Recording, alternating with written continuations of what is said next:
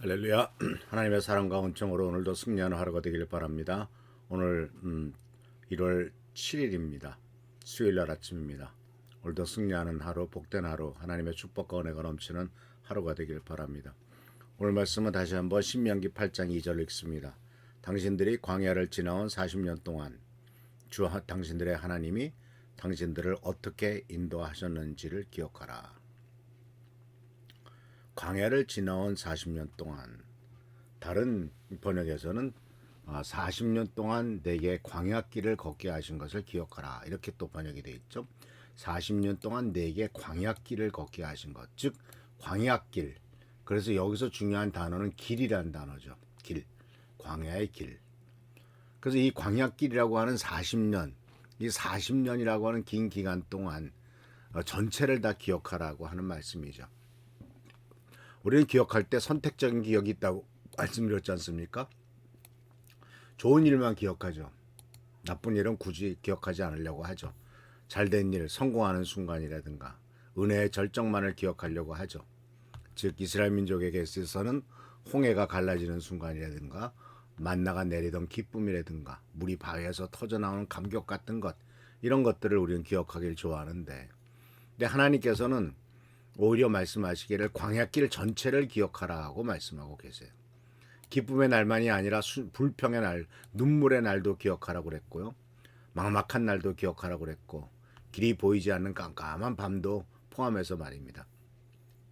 심지어 하나님을 원망했던 순간도 기억하라고 그랬고요. 불평했던 시간도 기억하라고 그랬고, 하나님을 의심했던 그 어두운 날들도 함께 기억하라라고 말씀하고 계시죠. 왜 그렇습니까? 그 모든 날에 하나님이 함께 계셨기 때문입니다. 넘어졌을 때도 함께 계셨죠. 실패할 때도 함께 계십니다. 좌절할 때도 하나님은 우리를 떠나지 않으십니다. 홍해가 갈라졌을 때 어마어마한 하나님의 능력을 보았지 않습니까? 아마 그때는 하나님이 함께 계심을 느꼈을 겁니다. 그런데 힘들고 어려울 때는 하나님이 우리를 떠나신 것 같고, 또 우리가 하나님을 잊어버릴 때도 없잖아 있지 않습니까? 그러나 우리가 하나님을 잊었을 때조차도 하나님은 우리를 잊지 않으셨다라고 하는 것이죠. 이것은 단순히 긍정적인 사고방식이 아니라 신앙의 현실입니다. 광야는 그 자체로 의미가 있습니다. 광야가 없었다면 우리는 하나님의 신실하심을 알 수 없었을 것이고, 순탄한 길만 걸었다면 하나님의 인도하심을 깊이 체험하지 못했을 것이다 라고 하는 것입니다.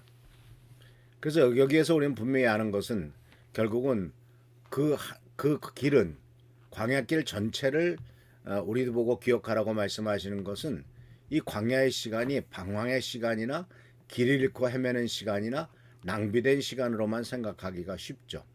그러나 하나님께서는 그것을 그러한 시간이 아니라 하나님께서 친히 이스라엘 민족을 40년 동안이나 인도하셨던 인도의 시간으로 본다라고 하는 거예요. 이스라엘 40년은 방황의 기록이 아닙니다. 하나님의 인도하심의 기록입니다. 그래서 이것의 목적에 대해서 신명기 8장 2절 후반부에는 이렇게 말했죠. 이는 너를 낮추시며 너를 시험하사 내 마음이 어떠한지 그 명령을 지키는지 지키지 않는지 알려 하십니다. 하나님이 그들을 테스트한 거예요. 광야는 무의미한 공간이 아니에요. 하나님의 학교이고 훈련의 자이고 성숙의 과정이고, 하나님이 우리를 알 뿐만 아니라 우리도 우리들 자신의 약점과 부족함을 알게 되는 과정입니다. 그래서 이 광야 속에서 이스라엘 민족은 어느 누구도 어떤 민족도 체험하지 못했던 많은 것들을 체험하죠. 구름기둥과 불기둥을 체험했습니다. 하나님의 임재를 체험했습니다. 이런 모든 것들은 바로 하나님께서 인도하실 때 그 길은 분명하고, 그리고 그 인도하심을 따라 살아갈 때는 축복과 은혜가 넘친다는 것을 분명히 가르쳐주고 있는 것이죠. 이스라엘 민족은 어디로 갈지 몰랐지만은, 지도도 없었지만 하나님께는 명확한 계획이 있었고 분명한 길로 인도하신 것을 볼 수가 있어요. 그래서 신명기 29장 8절에서 5절은 이렇게 말합니다. 주께서 40년 동안 너희를 광야에서 인도하셨거니와 너희의 몸에 옷이 낡아지지 아니하였고 너희 발에 신이 헤어지지 아니하였다. 40년 동안 옷이 헤어지지 않았대. 신발이 닳지 않았대. 이것은 무엇을 의미합니까? 하나님이 그들의 모든 필요를 채우셨다는 것이죠. 세밀한 부분까지 돌보셨다는 것입니다. 이걸 꼭 문자적으로 해석할 필요는 없습니다. 하나님이 모든 것을 다 채워주시는 분이란 뜻입니다.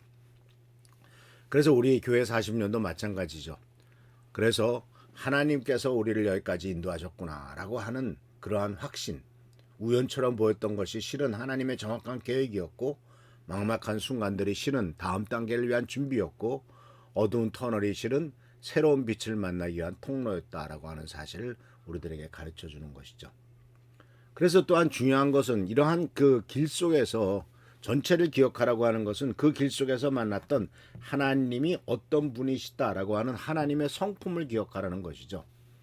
신명기 1장 3절은 광야 여정을 이렇게 요약합니다. 광야에서도 내가 당하였거니와 사람이 자기 아들을 안는 것 같이 여호와 하나님께서 너를 안으사 내가 이곳에 이르기까지 너와 행한 길에 너를 안으셨느니라.